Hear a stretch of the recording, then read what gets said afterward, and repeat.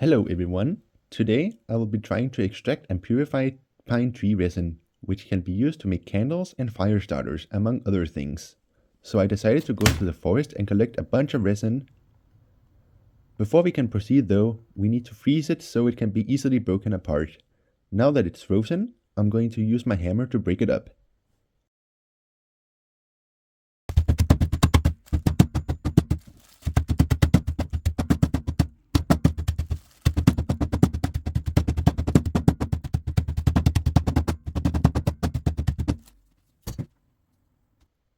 Now let's see how much we have.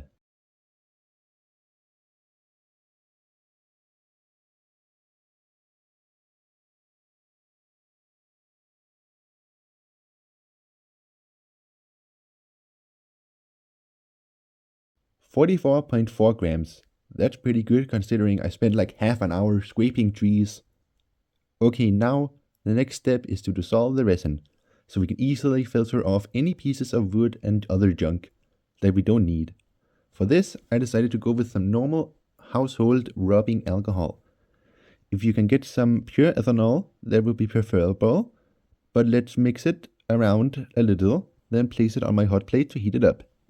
We want to get the resin very hot so it all melts down and dissolves into the alcohol. As we can see, the alcohol is turning a dark brown color, which means that the resin is dissolving. So go ahead and let this simmer for about 5 minutes and stir it every minute or so. Make sure you get it very hot. I actually got it to the point of boiling, which reminds me to tell you that boiling alcohol indoors is risky, as both alcohol and resin are very flammable, and it should be done in a fume hood or preferably outdoors. I am getting a fume extraction arm soon though, so I was just being extra careful doing this. Now let's pour it through a strainer to remove most of the leftover bark and wood and other junk that may still be in the resin.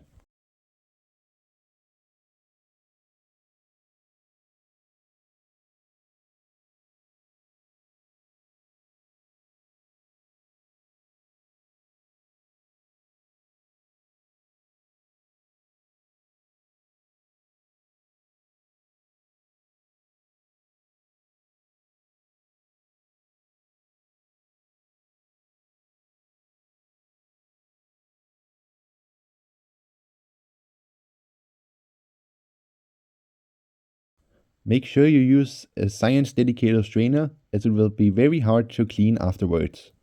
Here we can see the filtered solution of alcohol and resin.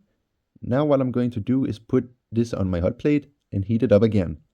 Keep in mind that alcohol evaporates very quickly when boiling, so keep an eye on it at all times. It is also a good idea to have a fire extinguisher nearby, which I have behind my backdrop, so if it should catch fire, I am able to put it out quickly. Anyways, go ahead and evaporate it all away.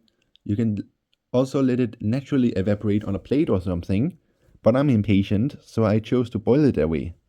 When it starts getting thicker and very dark, take it off your hot plate, then get a bigger beaker and fill that with water. Then place the beaker with your resin inside it, like so, in order to more carefully evaporate the alcohol. This takes longer than heating it directly, which is why I put it directly on my hot plate earlier. If you want it to be pretty much risk-free of catching fire, then do the entire process in the water bath. Now I'm going to keep heating the water and bring it to a boil. I keep an eye on the resin, and once bubbling is at a minimum or completely stopped and it no longer smells like alcohol, it's ready to pour into some molds.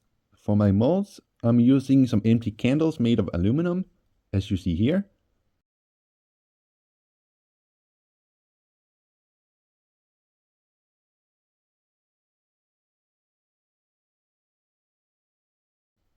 If you want to make a candle out of this, make sure to place a wick or a piece of cardboard on the center so you can ignite it. Let's go ahead and weigh the finished resin, and would you look at that? 21 grams. That means we got a yield of 47%.